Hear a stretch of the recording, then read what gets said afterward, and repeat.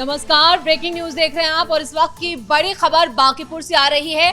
प्रशांत किशोर का एक बड़ा बयान सामने आया है। उन्होंने एक बार फिर बीजेपी पर निशाना साधा है और साफ साफ आरोप लगाया है कि बांकीपुर में बीजेपी चुनाव नहीं लड़ रही बल्कि पुलिस वाले चुनाव लड़ रहे हैं। उन्होंने कहा है कि जन स्वराज के कार्यकर्ताओं को लगातार निशाना बनाया जा रहा है और उनके जो वोटर्स हैं, उनके जो समर्थक हैं, उन्हें वोट नहीं डालने दिया जा रहा। वैसे ये कोई पहली बार नहीं है जब प्रशांत किशोर ने बीजेपी पर इस तरह से हमला बोला हो। और दूसरी तरफ आरजेडी के कार्यकर्ता भी कह रहे हैं कि उन्हें रोका जा रहा है और वो अपने बूथों तक नहीं जा पा रहे हैं। बीजेपी ने इस पूरे चुनाव को हाईजैक कर लिया है। यानी ये हताशा और निराशा इन दोनों नेताओं की साफ साफ अभी से दिखाई दे रही है। अगर वोटिंग परसेंटेज की बात की जाए तो सुबह 9 बजे तक 4% से ज्यादा मतदान हुआ था, लेकिन अब अंदाजा लगाया जा रहा है कि ये आंकड़ा बढ़ चुका है। इस पर ज्यादा चर्चा के लिए मेरे साथ जुड़ रहे हैं मेरे सहयोगी नविंदु। बांकीपुर से अभी क्या खबर आ रही है?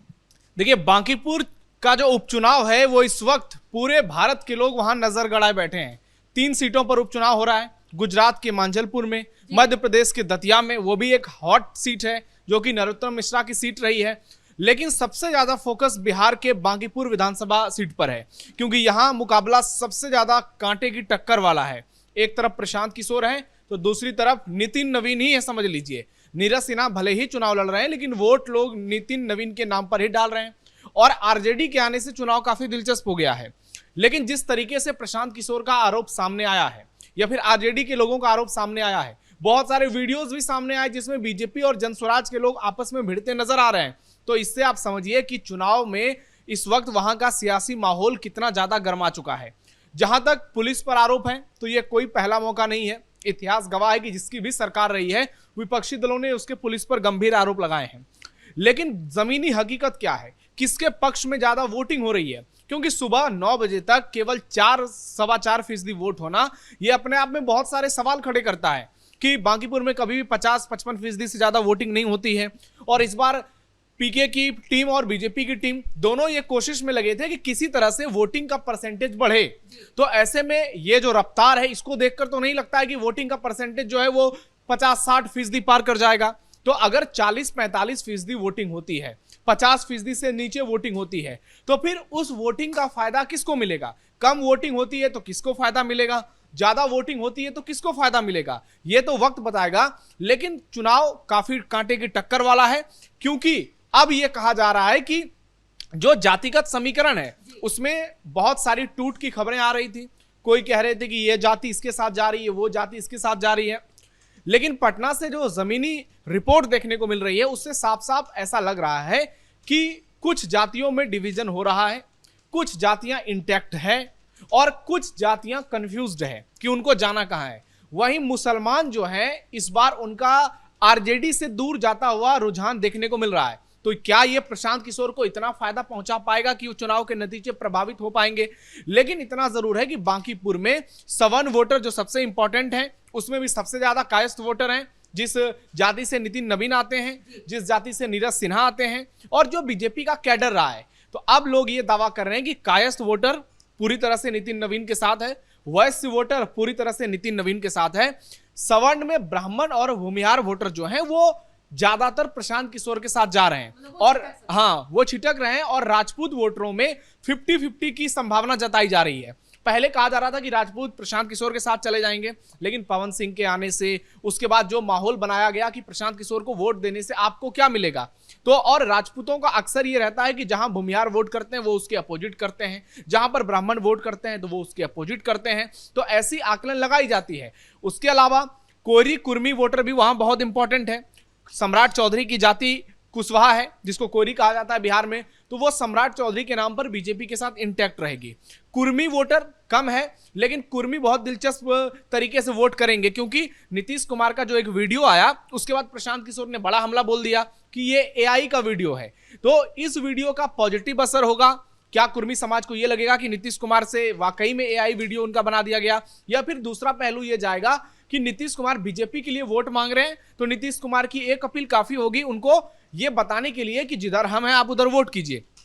इसके बाद बचते हैं कुछ ईबीसी वोटर जैसे कि चंद्रवंशी हैं, क्योंकि बीजेपी ने प्रेम कुमार को स्पीकर बनाकर बड़ा दांव खेला है। तो ऐसे में ईबीसी समाज, खासकर चंद्रवंशी समाज जो वहां 8% या 9% के आसपास है, उसका वोट भी जो है बीजेपी के साथ जा सकता है। हालांकि उसमें भी टूट की खबरें आ रही है। तो बहुत सारी दलित जातियां भी हैं, इसलिए बीजेपी ने चिराग पासवान की कई सभाएं लगाई है। लेकिन प्रशांत किशोर भी गली गली गए हैं और बार बार लोगों को जाकर के कहा है कि कब तक घर और सड़क के नाम पर वोट दोगे, अपने बच्चे के भविष्य को लेकर कब वोट करेंगे, आप जो यहां से पलायन करके बाहर जाते हैं, इस स्थिति को ठीक करने के लिए कब वोट देंगे। तो कुल मिलाकर नवेंदु ये कह सकते हैं कि प्रशांत किशोर को कमजोर मानना या ये आकलन करना गलत साबित हो सकता है। कांटे का मुकाबला अभी तक देखा जा रहा है। लेकिन नवेंदु, जो शुरुआत में जो वोटिंग परसेंटेज इतना कम हुआ है, उसके पीछे क्या रीजन देखते हैं? क्या चुनाव आयोग की सख्ती भी एक बड़ा फैक्टर? देखिए, सबसे बड़ी बात है कि जितने लोगों का नाम है वोटर लिस्ट में, ज्यादातर लोग बाहर चले गए हैं और ऐसा बहुत कम मौका होगा कि इस तरीके के उपचुनाव होंगे। इतना माहौल हुआ है, लोग निकलते जरूर, चाहे वो बीजेपी को जिताने निकले या बीजेपी को हराने के लिए निकले। एक लोगों में वो एक्साइटमेंट नजर आता है कि चलो सबसे पहले हम वोट डालते हैं, वो देखने को मिल रहा है।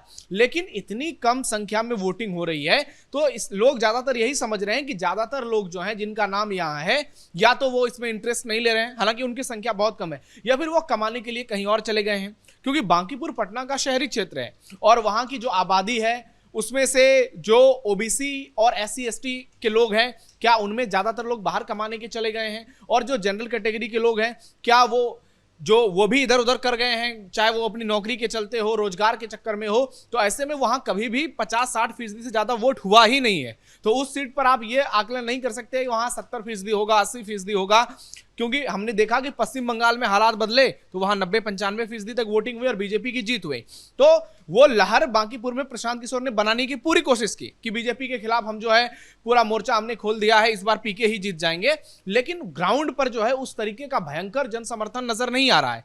हाँ, दावे जरूर मजबूत हो रहे हैं, जातिगत समीकरणों में टूट की खबरें जरूर आ रही है और लड़ाई भी देखने को मिल रही है। प्रशांत किशोर के समर्थक और बीजेपी के समर्थकों में जबरदस्त लड़ाई देखने को मिल रही है। कल भी रात में जगनपुर थाने में पीके खुद चले गए और वहां पे कई घंटों तक पुलिस अधिकारियों के साथ बहस हुई इस बात को लेकर, क्योंकि इन लोगों ने आरोप लगाया कि इनके कई नेताओं को पुलिस ने बिना बताए गिरफ्तार कर लिया है और उनको गायब कर दिया है। यहां तक कहा गया कि उनका अपहरण कर लिया गया है। और इसको लेकर प्रशांत किशोर और जो वहां के एसएचओ थे ऋतुराज कुमार सिंह, उनके बीच जबरदस्त बहस हुई और तमाम न्यूज चैनल वाले पत्रकार वहां पर मौजूद थे। तो कल रात में ये वीडियो पटना में बहुत ज्यादा वायरल करा दिया गया है कि देखिए किस तरीके से बीजेपी की सरकार जो है छात्रों पर लाठियां भी चलवाती है, उसके अलावा पुलिस की गुंडागर्दी भी है। लेकिन दूसरी तरफ सब कुछ एक तरफ है, पटना से नितिन नवीन की पहचान है, बीजेपी के राष्ट्रीय अध्यक्ष हैं और नितिन नवीन जिस तरीके से लोगों के बीच में मिलते रहे हैं, घुलते मिलते रहे, उनका स्वभाव हर किसी पर भारी पड़ता है। बहुत वाला जो उनका फॉर्मेट था वो बहुत कामयाब नजर आया। लास्ट के जो उन्होंने 2 हफ्तों में जो छोटी छोटी नुक्कड़ सभाएं, पॉकेट मीटिंग की, उसका कह रहे हैं कि बहुत ज्यादा असर हुआ है। बांकीपुर में पूरी तरह से माहौल जो था वो उसके बाद बीजेपी के पक्ष में आया। देखिए, नितिन नवीन की सबसे बड़ी खासियत क्या है कि वो छोटे से छोटे कार्यकर्ता को भी उतना ही भाव देते हैं जितना बड़े कार्यकर्ता को देते हैं। और उनका लोगों के साथ जो व्यवहार है, आप बांकीपुर में जाएंगे लगभग आपको ज्यादातर आदमी मिल जाएंगे ऐसे ही, वो कहेंगे कि हाँ नितिन नवीन से मेरी मुलाकात हुई थी, हाँ नितिन नवीन से मैं मिला हूं, बातचीत की।